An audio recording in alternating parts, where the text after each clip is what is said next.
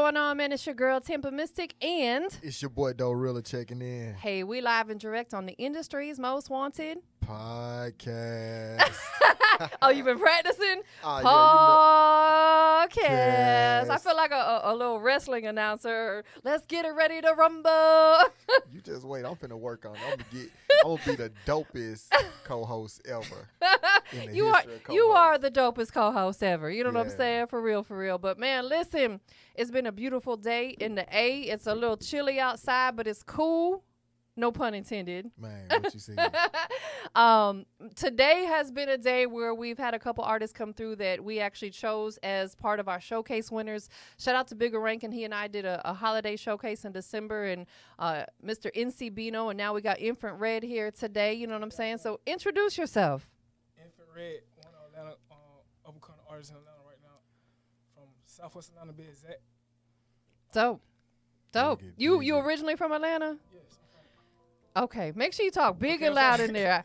I know you got kind of that, like, you know, Yeah. soft, you know, ish voice, but I want to make sure they can hear you real good. You know what I'm saying? I was born in Georgia Baptist. Okay, so man, Doe and we talk about this all the time. Like, I love this city. I love Atlanta. That's Yeah. why I moved here. That's why Doe moved here. We both moved here from other places, and you know, been coming here for a long time. I got so much respect for the city, for the culture. There's a lot of talent out here. What was it like for you, man? You know, growing up here. It was real rough, but my family, we had a lot of family support from my. I'm gonna need you to scoot up and talk in that mic real good. There you go. It was just a lot of support from the women in my family. Yeah. I grew up with a big family. We grew up in poverty, like out through Adamville Yeah. and Okay. Candler Road. Been through East Lake Meadows. Been through all at a young age. Perry Homes all at a young age, but only because we was nomadic, being having to be able to move all the time. But I understood that my family was still doing what they can to make sure everything was straight for us. Man, absolutely. And you know, and it's like, of course I don't wish that on nobody, but at the same time I think that growing up like that, where you didn't have stuff just handed to you and it wasn't necessarily easy for the family, that you appreciate everything more, right? You know, that's what I get out of that. You know, my family certainly was not rich. We weren't poor. We were just kind of in the middle somewhere, and my dad did the best he could. And you know, and it's even like me being a single mom. I remember, like, my son sometimes would ask me for money, and I'd tell him I don't have extra money this week. I got to pay the bills, right? But when he got older and my son's an adult now, he's like, I understand why sometimes you said you didn't have it, Yeah. because the bills got to come first before I give you $20 to go watch a movie, right? Yeah.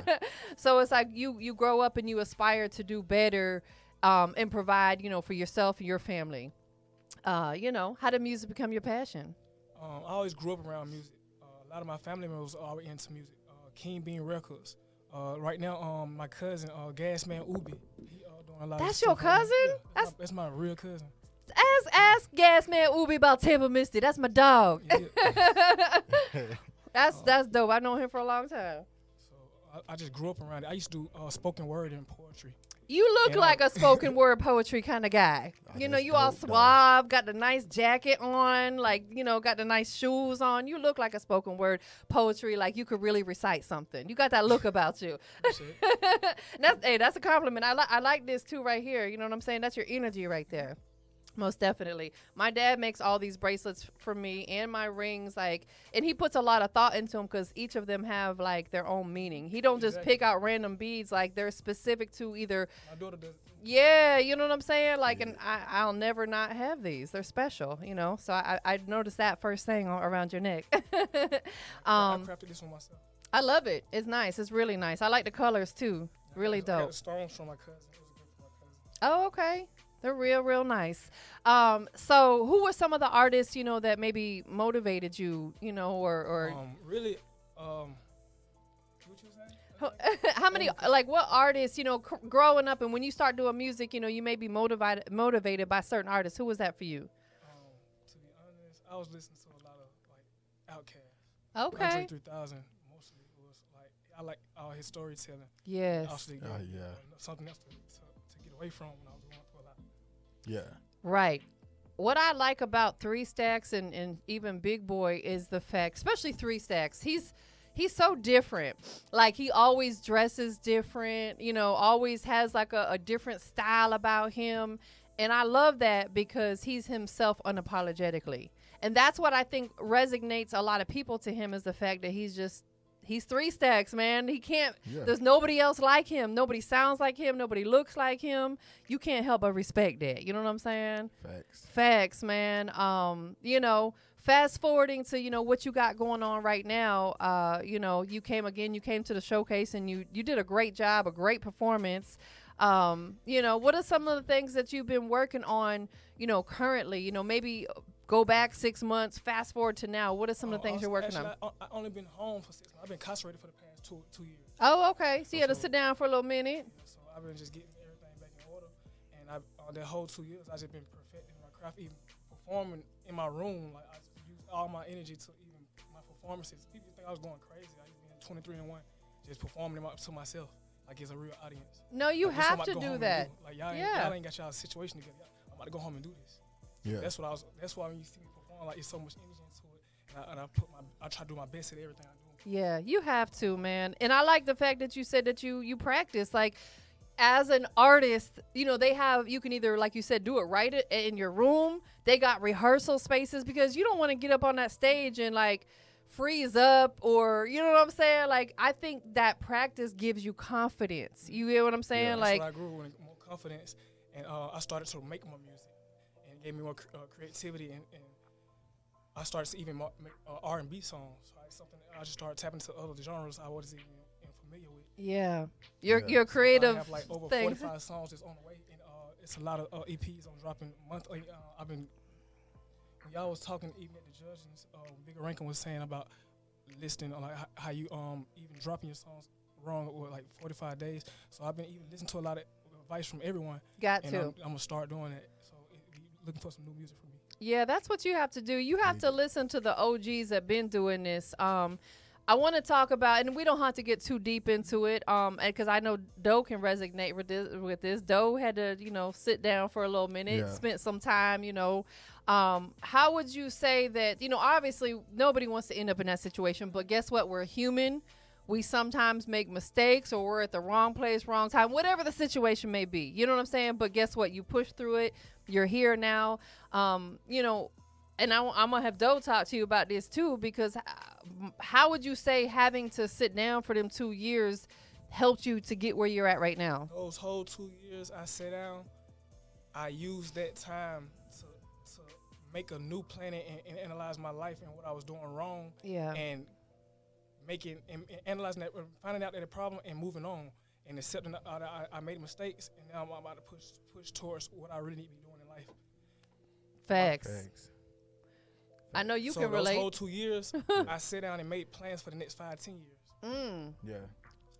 Would you say your story similar, though? Yeah, because, you know, I'm going to tell you, I guess like a word of advice with it is like, don't rush it. You know what I'm saying? Let everything work. You know what I'm saying? Stick to your plan and stay on your course. But it's like, it's easy. I know it's easy to get sidetracked when you be thinking about the time you lost.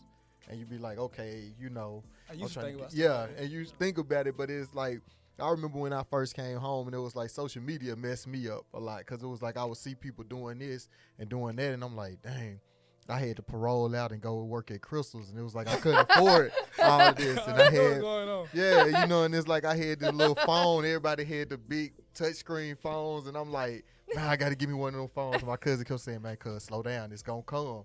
But it was like, it wasn't coming fast enough for me, I thought. But then it's like you fast forward now, and it's like you look back and you be like, if I had jumped off my course because I was looking at everything else that it seemed like everybody else was doing, then I would have put myself back in the situation. You know what I'm saying? Right.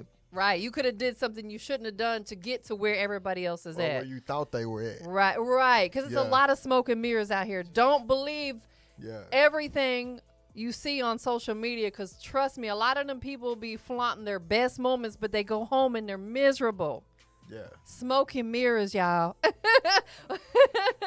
For real. So you hit the ground running. You out here doing your thing. And I respect that, bro, because Some people will allow a situation like that to completely hinder them, or they'll use that as an excuse. I already know. I gotta keep try to keep all that away from me. Yeah, ain't no excuses. Like, with me, like even my friends, I have to try to tighten them up. Like, hey, do something else. Yeah. That's the thing too. I think in certain situations, life-changing situations, whether you lose somebody close to you, like the death of a family member, or you have to go. That's what it was too. Yeah, stuff like that happens. I lost like 3 friends and 2 aunties and an uncle in like a matter of a year and a half. Yeah, like that takes a toll on you. But it also at the same time makes you look at life differently about who you have around you, right? Because life is very short. Don't keep that negative energy around yourself. You know, you got to sometimes separate yourself and don't feel bad about it. You know what I'm saying? Because not everybody's for you. I changed right now. I'm like, what? But it's okay to change. Yeah, change is good. It's okay to change. You know what I'm saying? And it's like, speaking on that, it's like, as you elevate and you go to the next levels, it's like people who really rock with you and they really see your best, they want your best interest, they gonna appreciate your growth.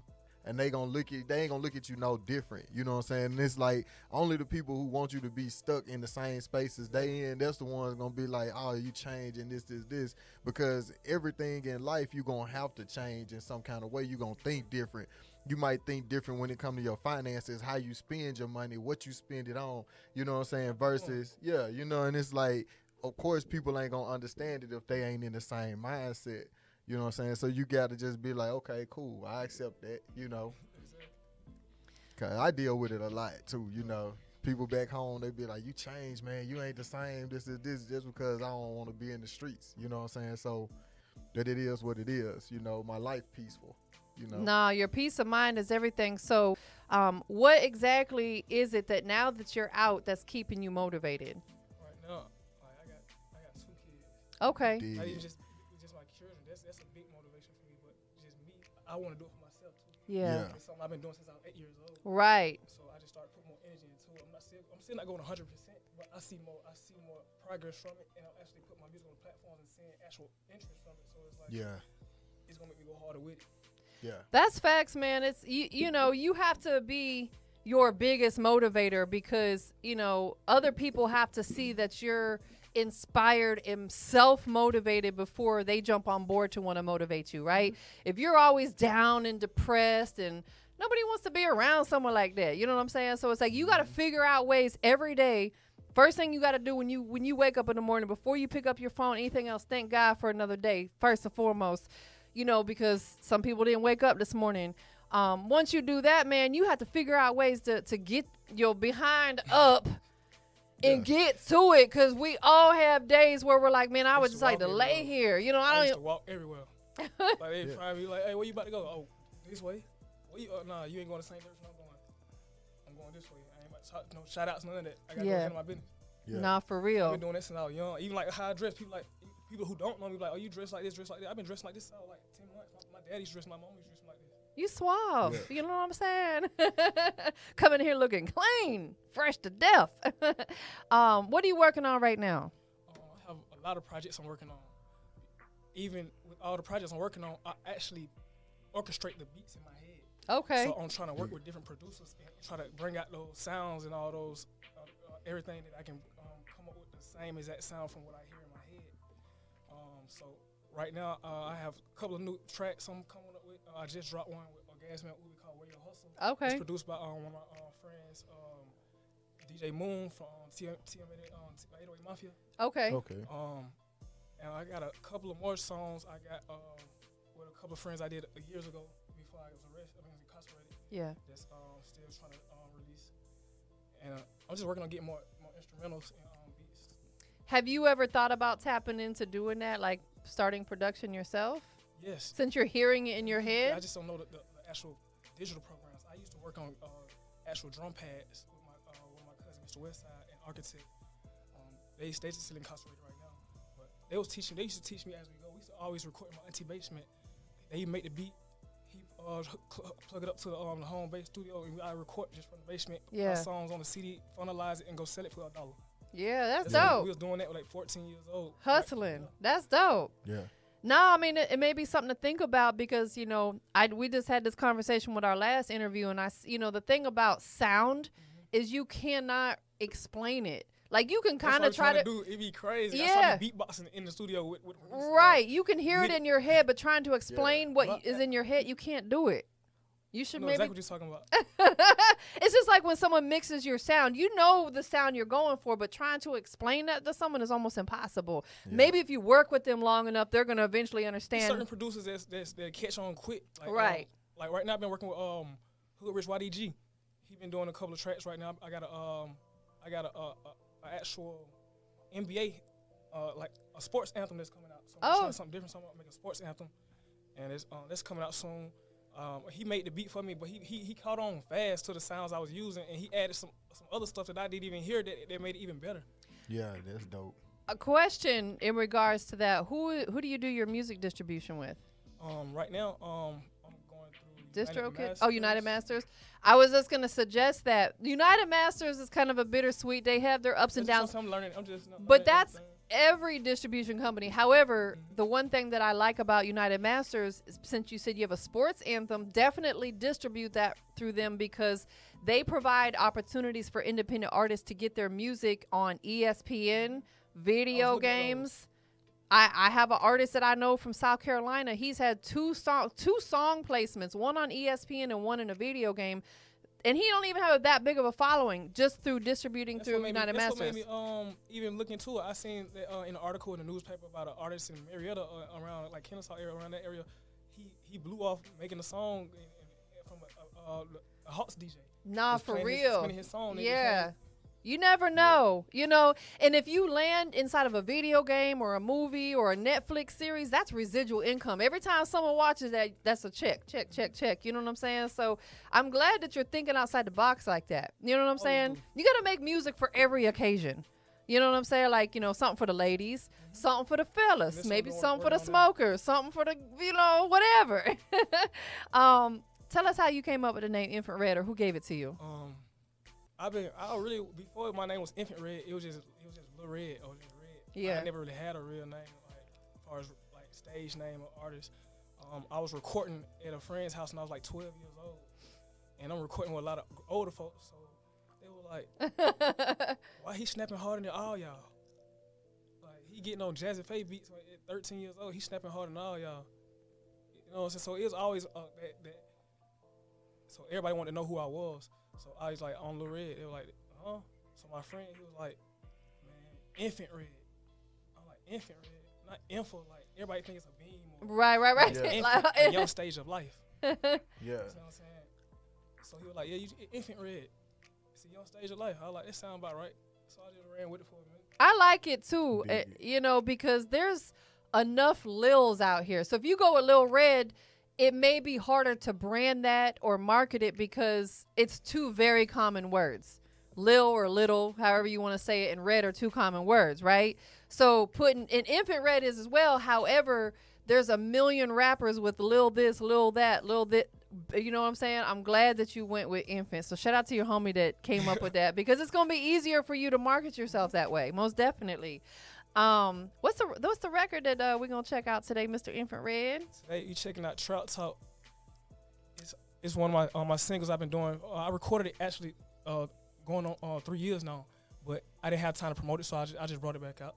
Dig it. Man, I respect that. I really like, I want to pay you homage right now because, like, again, people use life experiences as an excuse of why they can't do something. Exactly. Some people may go sit down and they may be a convicted felon or whatever their charges, and they use as an excuse. It's like, bro, figure it out. I understand it may be a little harder, but if you want something bad enough, you're going to make it happen. Period. You know what I'm saying? Hey, if nobody wants to hire you, then start your own business. Exactly. Boss up on them. Period. You know what I'm saying? That's what Doe like is now a big time mechanic. You know what I'm saying? Man, what you said. Making the big bucks, and that's coming from you. You were a convicted felon, right? Facts. So hey, talk on that for just a second because I need some. It's a Sunday. Take them to church. Man, I'm gonna put it just like this. I went to the penitentiary at 19. I came home at 22, went right back, like, 3 years later, and I stayed for 3 years then, and it was like, the second time, my daughter was born, so it was different for me. The first time, I was just young, wilding. So the second time my daughter was born, it was like, when I came home, trying to reconnect with her was like the hardest thing for me. You know what I'm saying? And it was like when I finally got it, you know what I'm saying? I remember. Exactly what you're talking about. Yeah. And it's like, you working out these jobs because it's like you got felonies, and it's like, of course, people ain't really rocking with you like that. They ain't trying to hire you. And it was like, at that point, it was like I felt like the only thing I could have did was either sell dope or rap, you know what I'm saying, to make it, you know what I'm saying? So then it was like, I'm working, and I remember one day my daughter was in school, and she was like, they had like a career day or something like that, and she was like, my daddy is a cooker at Crystal's. And I was so embarrassed by it, you know what I'm saying? I was like, man, I got to do something different. So it was like, I always knew how to do work on cars and stuff. I was like, well, let me try to figure out. I want to learn the technical parts of it behind it. So I went to school, did that. My instructor kept saying, if you're a felon, you might as well quit now. You will never make it in this, business. And I thought about it, but I ain't let it stop me from doing what I did. You know what I'm saying? So then I went to work for Ford. They had like a program through the college, through the technical college. So I went to work for them. I started out at the bottom, worked my way up. You know what I'm saying? And it was like, but when it's like life shifted, and it was like, before you knew it, I was working for Ford for like 7 years.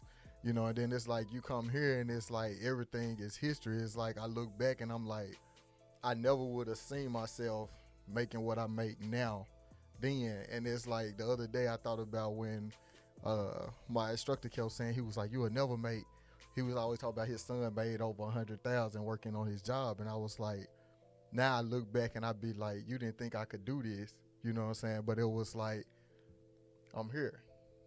Yeah, you gotta keep those naysayers and those doubters, and that's all this to say, man. I don't even know you that well, but I'm proud of you. Okay. Yeah. I also want to say that that's what I understand. I feel it in your story, because that's what trap talk is. Everybody think trap talk is just drugs and just being in the trap and being in the streets.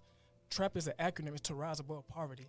So the energy I put in this song, I'm talking about my life experiences, even though I have a little bit of, I'm not trying to poison you, but I still have some type of explicit content in it. But I'm just giving you the energy, the inspiration to tell you, like, you can overcome anything. That's right. So You sure that's why can. I just let you know, like, that's why I even put 3 verses on this song. Like, people amazed, like, he put 3 verses on the song so long, because I had so much to say, and I didn't want to stop saying it. I just want to give you that whole burst of energy. Man, but you still kept it at 3 minutes and 29 seconds. You still kept it at a good, like. Yeah, that ain't long. No, song. it's not. Like, bigger. Everybody been making like 2-minute songs these days. Well, that's the new, because I'll tell you why. I'm going to tell you why. Because we are in an era where everybody wants the fastest everything, the fastest computers, the fastest phones, the fastest cars, the fastest. People are in such a hurry.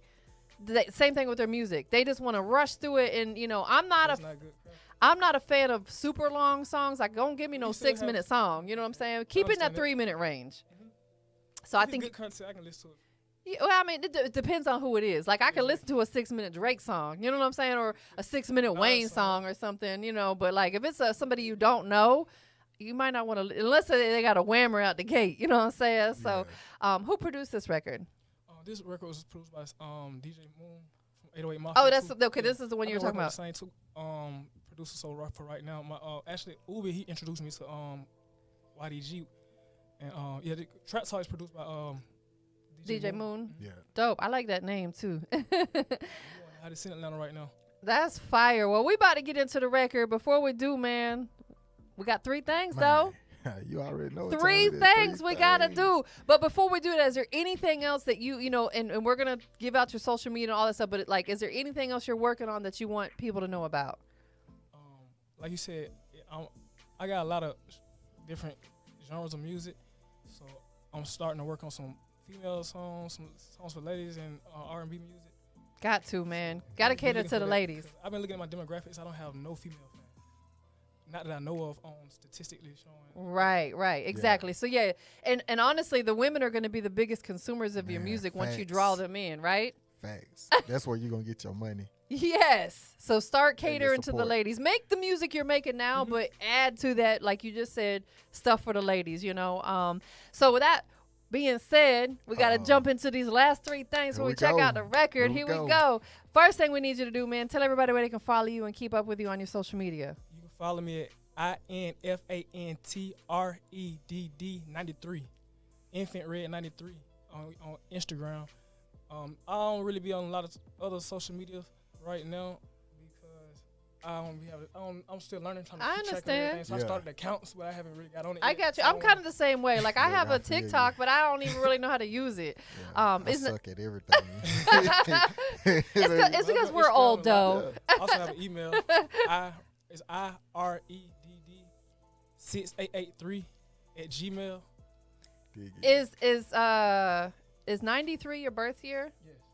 So you 28. Yes. Young man. I said my son was born 94. My son's only a year younger than you. That's how I know I could catch it that quick. Next thing we need you to do, you know what I'm saying, is gotta pay homage. Give people their flowers while they here. Who do you want to shout out to? I want to shout out to everybody who helped me with all the projects. Everybody who helped me out here. It's so many people I be sitting here naming a lot, so they know who I'm talking to. Everybody who helped me through all these struggles I've been going through lately, even when being a single father, like everything. I'm blessed to have support like that. Facts. And even be able to move on. Like even my cousin, he was like, "Man, look, it's just gonna work out. Just know it's gonna work. Yeah. Keep knowing it's gonna work." So I always been like just having that energy and that support with me. Even at the shows that people didn't show up to, I just knew that energy was still there with me. Like I know they couldn't make it. They were doing something else to support. Yeah, that's one of the hardest things to do as an artist is to get people to come support. Trust me, I understand. You know what I'm saying? And I like the fact that you don't let that hold you back. You know what I'm saying? There's no excuses. You're like, you know what? Nobody can make it tonight. That's cool. I'm going to still go do my thing. I get that, and I respect that. Last thing we got to do is what, Doe? Okay, we on the industry's most wanted podcast. And since we here, we got to know why you the industry's most wanted. Hey, 'cause I'm the hottest in the street right now. Let's get it. Just like that. Straight like that. You know what I'm saying? Shout out to Infant Red checking in, man. It's your girl, TampaMystic, and your boy, Doerilla. So we about to get into this record. You know what I'm saying? It's called Trap Talk. Trap Talk. Talk to him. Talk to him. It makes me think about Talk to him, Jig. Remember Big Jig? Shout out Big Jig. So we about to check it out. Go ahead and introduce it for us. Hey, it's Infrared Trap Talk. Y'all already know what it is. Hey, let's go. Industry's most wanted. These niggas 99, claiming they a Honda, but be quick to drop a dime. All them days I was struggling, but I stayed on my grind. Right before I found my horse, I swear I lost 1,000,000 times. Turned that 4 into a 9. I'm trying to get my money up. Niggas out here claiming it's a drop, but we still booming, bro. Couple of bags of gas, 5,000 Zans, some ticket loading us. My partner say he got the lean. I told him pull me up, my power Georgia hit me up. Pull up, what's up, what's happening? I just ran out of bags. You rip a piece of plastic, all my partners in the trap. Me, myself, I came up capping. Had to switch my hustle up. Trying to make 1,000,000 rapping. It drop faster on the napkin. I'm whipping up another deuce. Scrape the sides out the pot. I'm selling all them crumbs too. All my real niggas getting money, you know I salute. When it come down to that food, I show you what it do. All I know is trap. You can trap to it. All I know is trap. Let me talk to him. Listen. All I know is trap. You can trap to it. All I know is trap. Let me talk to him. Listen. All I know is trap. You can trap to it. All I know is trap. Let me talk to him. Listen. All I know is trap. You can trap to it. All I know is trap. Let me talk to him. Listen. He said I'm doing too much. I said I do the most. That's your problem. Niggas ain't doing enough. Yo, I ain't be broke. You got this sack. You know I'm pulling up. Whatever you want, that intro tech with the coolant, bro. It's whatever you want. I'm talking trap talk. Stack it up. 150, 20. Looking, talking about the trap, but I ain't never seen a minute. All my partners in the trap. Everybody trying to get it. I'm just trying to get some extra. Taught myself how to remix. Start my right wrist out of the bowl. Just the young was just moving the dope. Jay's hit my phone, said he want more. Young looking still trap out the stove. Take them back to the year 04. Used to flex a jewel, serve them folk. Now them bags coming from the West Coast. Spent a couple bands on some head coach. Always been about the business. Had to turn myself into a boss.